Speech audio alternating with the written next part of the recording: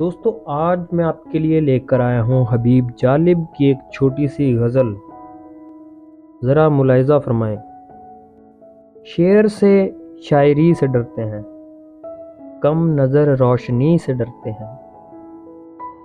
لوگ ڈرتے ہیں دشمنی سے تیری، ہم تیری دوستی سے ڈرتے ہیں. دہر میں آہ اے بے کساں کے سوا، اور ہم کب کسی سے ڈرتے ہیں.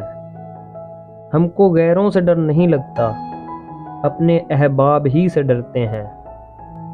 داور اے حشر بخش دے شاید، ہاں مگر مولوی سے ڈرتے ہیں.